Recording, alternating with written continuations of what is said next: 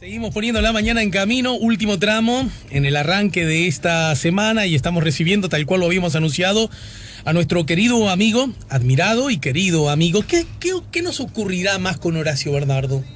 ¿Le queremos más o le admiramos más?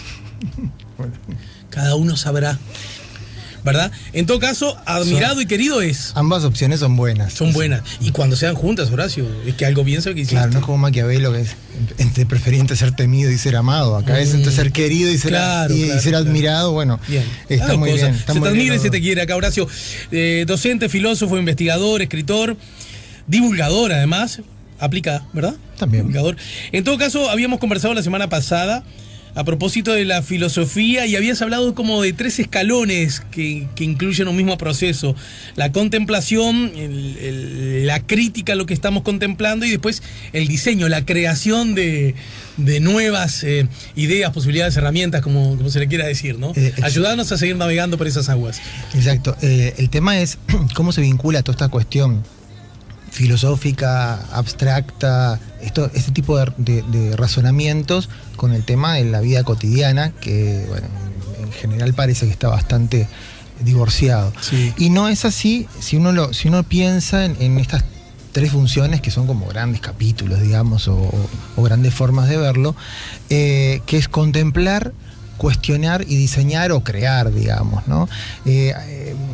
Cuando hablamos de contemplación, no hablamos, y eso lo habíamos dicho la semana pasada también, que no hablamos de una cuestión puramente ociosa en el sentido de inútil, sino que, bueno, si bien el ocio es importante, pero hay que tener en cuenta también que el hecho de contemplar la vida cotidiana es también ver aquello que también dejamos de ver, justamente por ser cotidiano. Cotidiano significa algo muy simple, que es cada día. La etimología de la palabra significa eso. No quiere decir que lo cotidiano sea cada día, todos los días, exactamente igual, sino que por su frecuencia, por su repetición, tiene algo que hace que desaparezca del paisaje. Es como cuando uno ve un cuadro, que uno se compra un cuadro o una lámina, en fin, y la pone en el living, que entra al living y ve el primer día, ve la lámina que está ahí, que es divina, que todo lo demás. El segundo ¿qué Picasso te mandaste? ¿Qué Picasso? Ahí está, el Guernica ahí, sí, ahí va. Lo tiene ahí. El living tiene que ser un poco grande. Un poco grande, bueno, o una versión, no sé, en miniatura. Y bueno, pasan 2 días, pasan 3, pasan 5, pasan 10, y llega un punto en que ya desaparece del paisaje, porque, o sea, desaparece de nuestra percepción. No, me río porque ese es el problema que tienen los gobernantes, incluso los buenos gobernantes. Porque me lo han explicado algunos. Y tiene que ver con el fenómeno de que el gobierno practica sus políticas.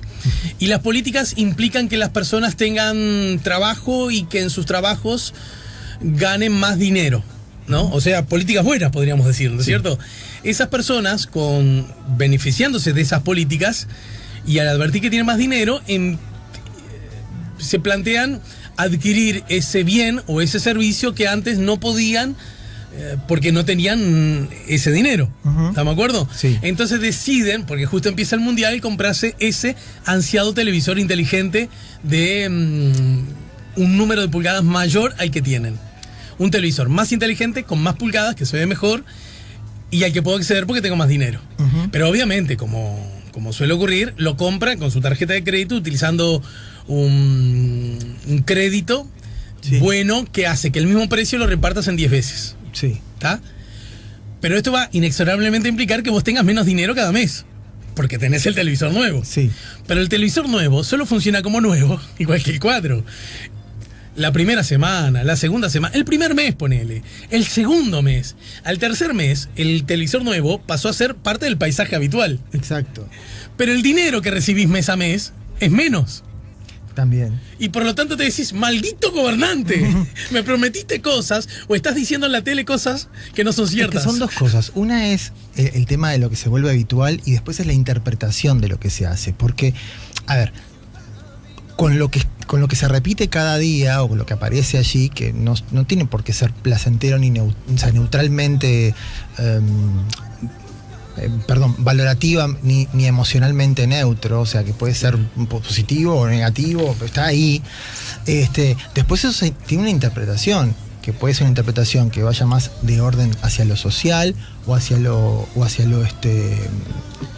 más interno, de decir, bueno, en realidad este malestar o esto que sucede diariamente se debe a algo que tiene que ver conmigo, mi interior, o con el gobierno, o con una decisión que hice mal, o con una forma práctica que no se está cumpliendo, en fin. Fundamentalmente lo que sucede con la cotidianidad o con digamos, el aporte que puede hacer la filosofía, en primer lugar es este tema de la contemplación, de lo cual ya hablamos algunos aspectos la semana pasada, y también otro aspecto importantísimo, y es el que me gustaría profundizar ahora, es el tema del cuestionamiento, de la crítica.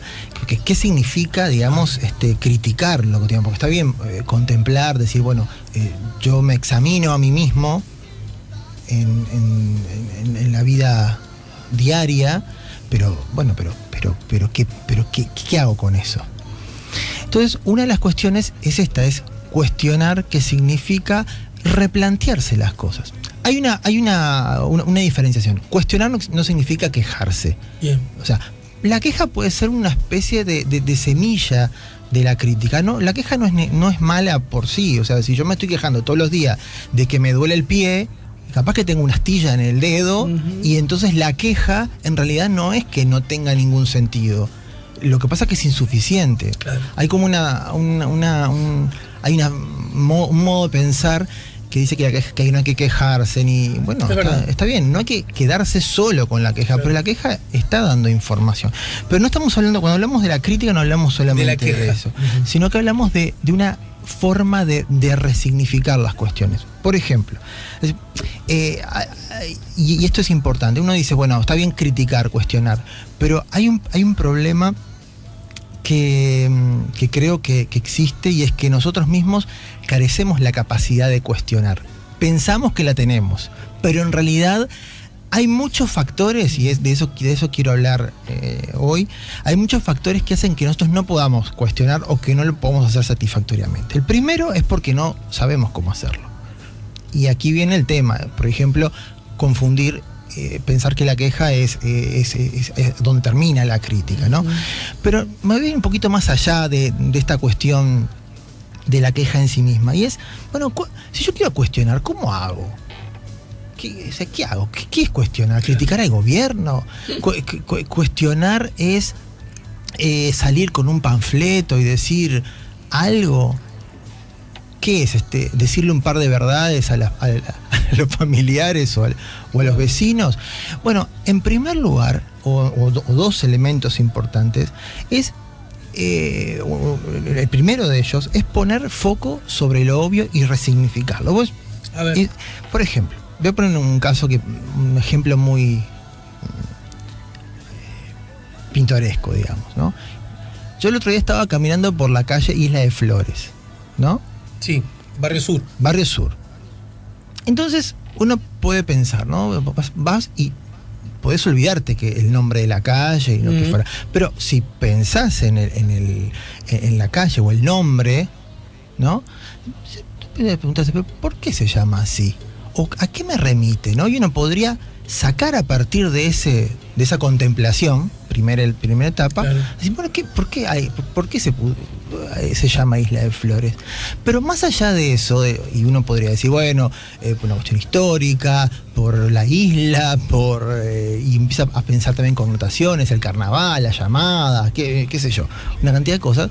Pero uno también podría decir, más allá de todas esas connotaciones, pensar, Isla de Flores, ¿alguna vez vos te pusiste a pensar en una isla de flores cuando caminás? O sea, una lectura textual, digamos. O sea, claro, ¿alguna vez te pusiste a pensar de forma textual? Es decir, estoy caminando por una isla de flores. ¿Cómo? Uno puede decir, bueno, esta cosa tan ociosa. Bueno, el ejemplo, por eso te decía, es pintoresco. Pero en el ejemplo, y que se puede aplicar a otras cosas, uno está mirando las cuestiones, en este caso el nombre de la calle, de un modo diferente al que lo vería si lo piensa sin darle una vuelta al propio significado de las cosas. ¿no? Entonces, ya observar este libro, o este reloj, o este micrófono, ¿no? Los objetos de la cotidianidad de cada uno, más allá de lo que significan por su aspecto práctico, ya darle otra vuelta o hacer preguntas sobre las cosas que nos rodean ya tiene un aspecto crítico. Entonces es el primer tema, claro, que es a partir de la contemplación intentar resignificar las cosas que están a nuestro lado. Y otra cuestión también es poner foco sobre lo que está supuesto. Y voy a decir algo bastante práctico al respecto. Todo lo que se dice, todo, y esto es también cuando en el curso de argumentación, esto es una de las primeras cosas que... todo lo que se dice siempre tiene un supuesto. Todo. Por ejemplo, si yo te pregunto ¿cuál es tu nombre?, que ni siquiera es una afirmación. Está claro. Supones que necesariamente tengo un nombre. Exacto. Claro. Entonces vos podrías decirme, pero ¿qué te hace suponer que claro, ¿qué yo te pasa? ¿De dónde me conoces? Claro, o sea, ya que yo vengo de una tribu tal que la gente no tiene nombre. Bueno, sería un poco raro. Entiendo. Pero incluso en las cosas más evidentes, en las cosas más triviales, siempre hay suposiciones. Entonces, cuando nosotros tenemos pensamientos o escuchamos los pensamientos de otro, las afirmaciones, las preguntas, pensemos que siempre hay supuesto algo. Y dado que siempre hay supuesto algo, el cuestionamiento es sacar a la luz esos supuestos. Claro. ¿No? Por ejemplo, si alguien critica a tal político, supone que hay un motivo que es válido a nivel social y que para hacerlo criticable. Bueno, ¿cuál es ese motivo? O sea, el supuesto que está, y puse ese ejemplo, pero podría poner algún otro ejemplo además de la vida cotidiana. Si yo te pregunto o te digo, ¿querés ir al cine o al teatro? Estoy suponiendo que esas son las dos opciones, pero podría decirme, no, pero yo quiero ir a la plaza, qué sé yo. Ya estás cuestionando el supuesto que trae de base la afirmación o la pregunta que se está haciendo.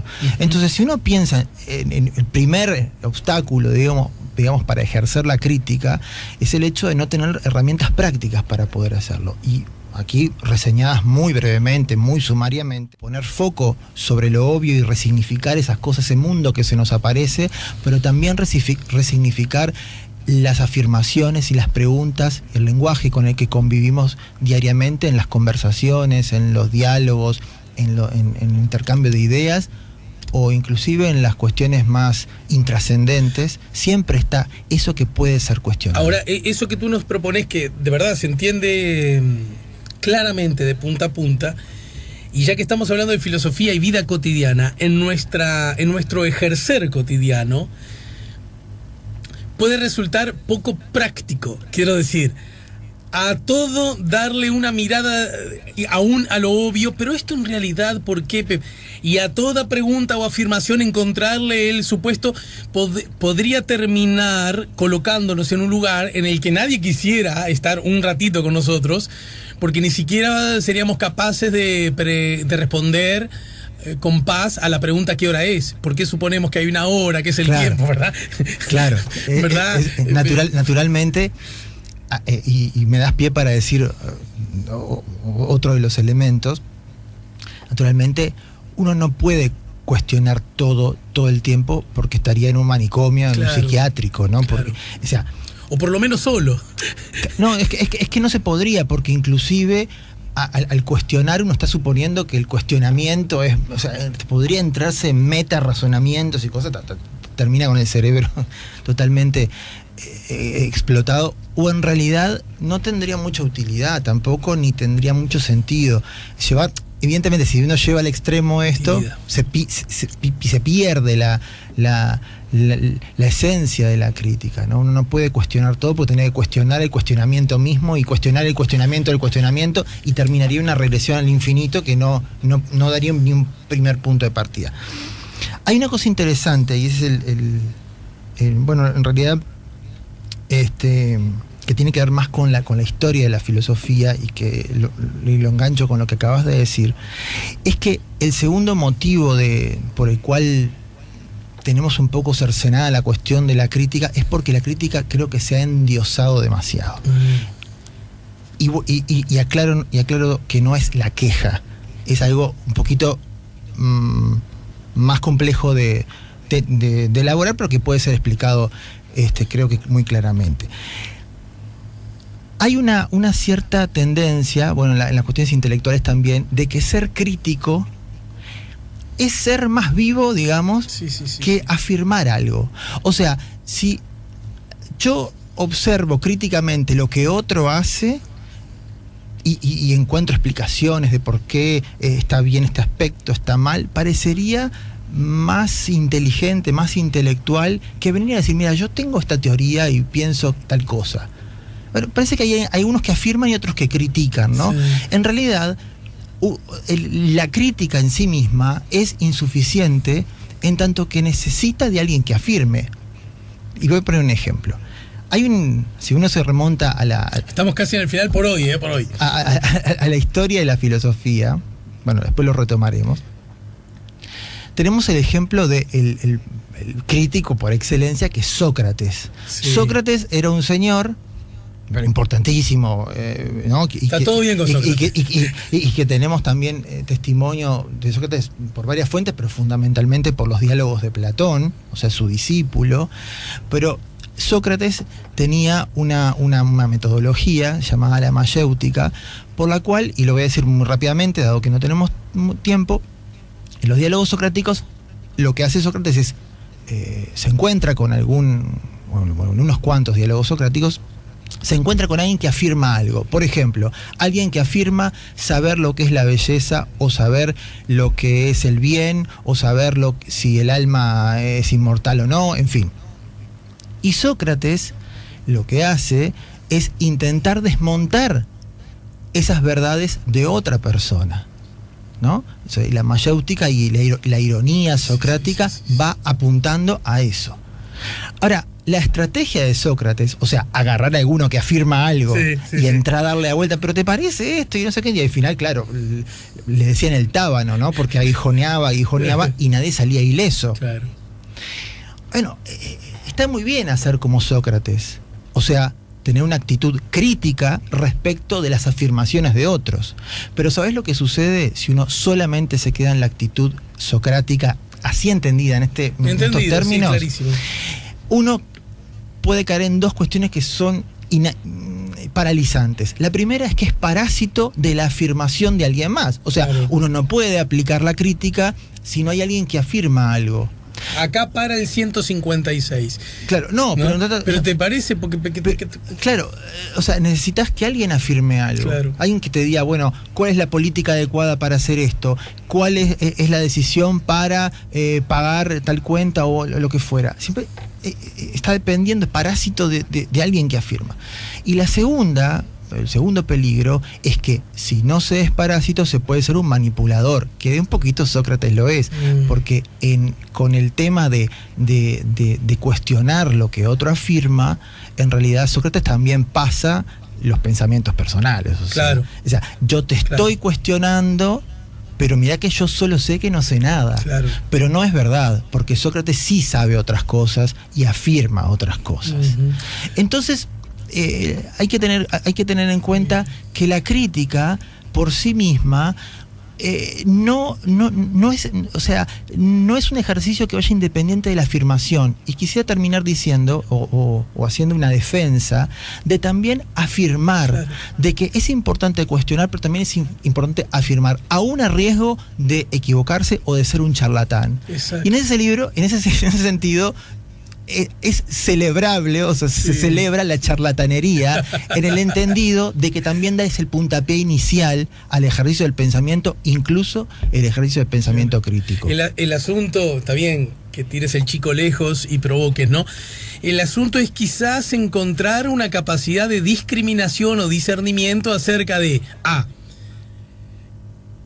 un punto más o menos intermedio que nos conduzca a que no todo tiene que ser siempre y a cada rato cuestionable y criticable, ni toda afirmación debe ser aceptada como tal siempre y en cualquier circunstancia, ¿no? Claro. O sea, un poquito y un poquito, ¿no? Exacto, pero creo que uno de los obstáculos que hace que no podamos ejercer el pensamiento crítico, si el primero del que habíamos hablado es el hecho de no tener herramientas para ejercerlo, El segundo es todo lo contrario, es endiosarlo demasiado. Mira. Es creer que ejercer una actitud de pensamiento es ejercer una actitud crítica.